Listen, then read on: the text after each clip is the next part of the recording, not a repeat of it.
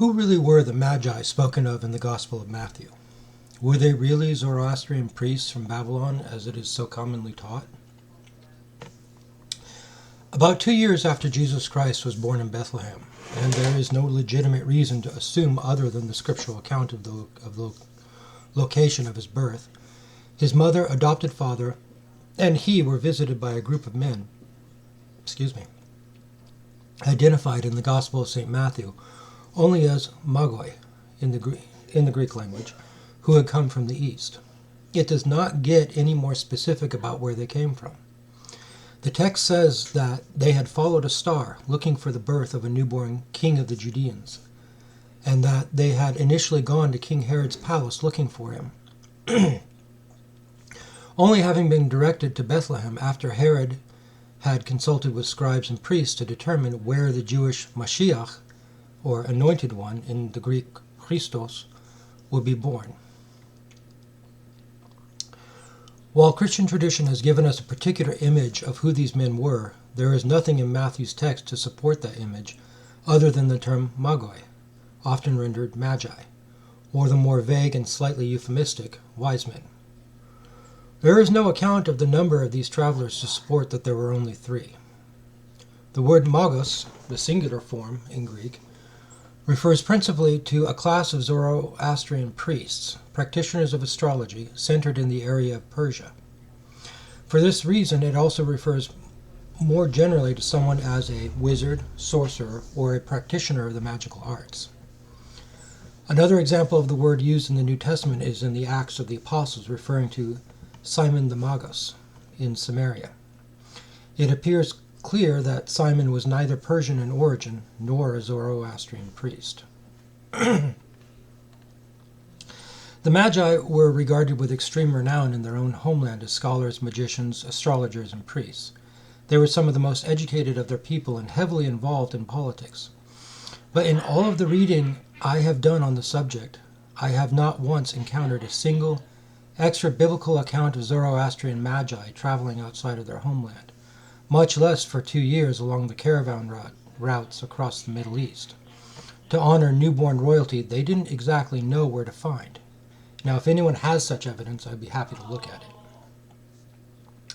Furthermore, the trip on foot across the land trade routes between a location in ancient Persian territory, such as Babylon, for example, and mentioned often in sermons implying a connection with the prophet Daniel, only runs about 1,200 miles, give or take. Figuring 20 miles a day on foot, with a caravan, the trip would take approximately 2 to 3 months, not 1 to 2 years, as is implicated by the biblical text. For these reasons, the idea that these were literal Persian Zoroastrian Magi doesn't fit the description. In order to fit the time frames involved, we must go farther east than ancient 1st century Persia.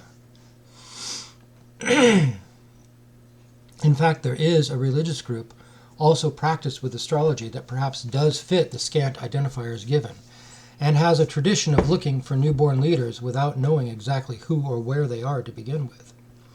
It is a little discussed fact among Christian theologians and pastors that Buddhism, having been established by Gautama Siddhartha around 500 BCE, not only existed, but flourished during this period in what is now Afghanistan, Pakistan, Nepal, and India.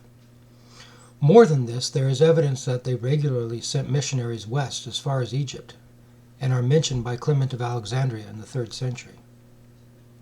One region and group in particular that seems to fit is that of Gandhara, around what is now Kabul in Afghanistan and Peshawar in Pakistan. This region was conquered by Alexander the Great in 327 BCE and later would become a part of the Indo-Greek kingdoms of the period. It also became a major center for the practice of Indo-Greek Buddhism, patronized by the rulers of the period, Menander I and his successors.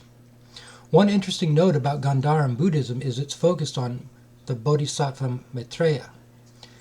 This is the Sanskrit form. In the Buddha's native Pali, it was Maitreya. Now, Maitreya was the prophesied successor to Gautama Siddhartha, the Buddha, and from approximately 30 to 375 BCE.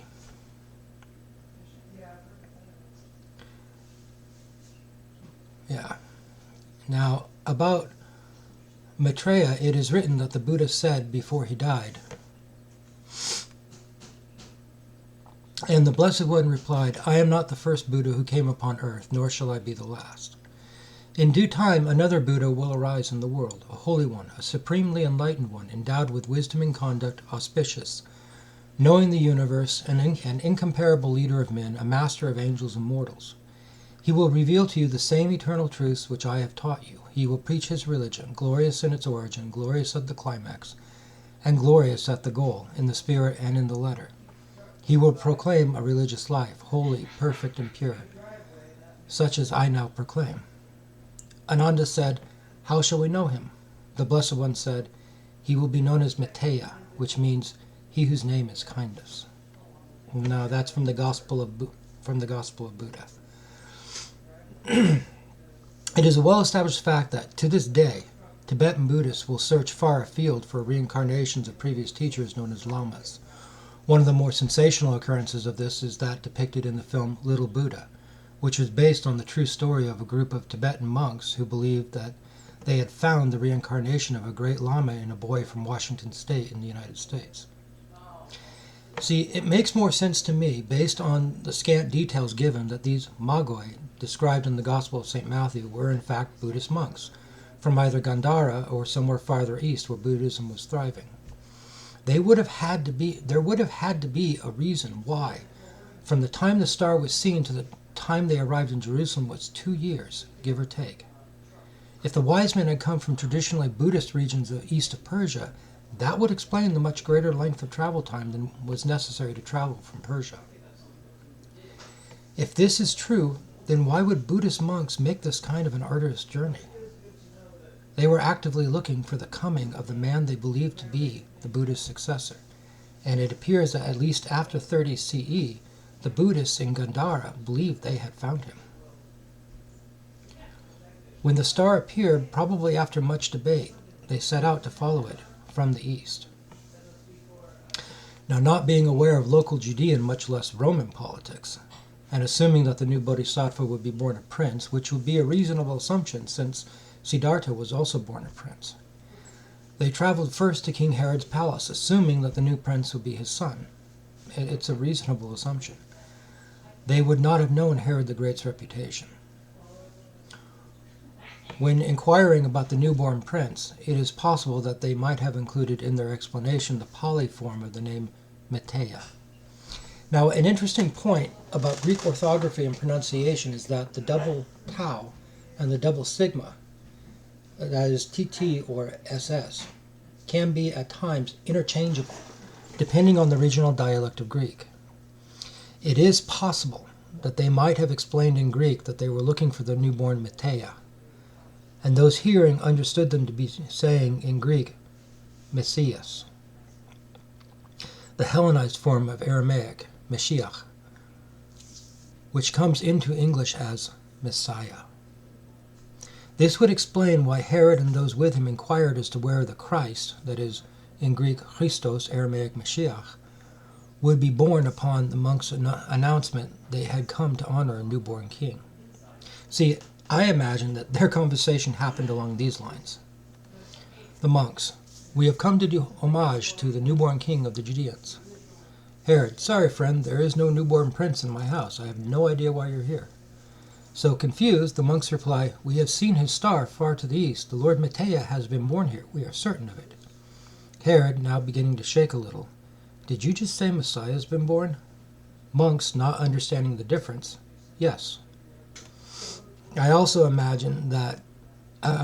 imagine also that Mary, being one of the few remaining living witnesses to their presence and St. Matthew's probable source, called them simply magoi from the east, because in reality she may have had little real idea who they actually were or what land they had come from, not having been educated in such things, being a first-century woman, either still in puberty or barely out of it.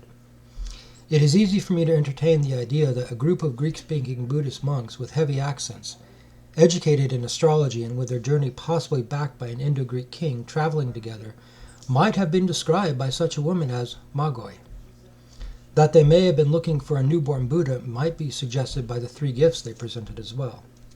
Today, Tibetan monks searching for their reincarnated lamas frequently bring a series of personal objects belonging to the deceased lama, along with similar objects not having belonged to them, in order to test whether or not the child in question is who they think they are. In this case, they were looking not for a reincarnation, but for the birth of a new Buddha, and so brought gifts that might indicate the path in life the child would take, should he choose them.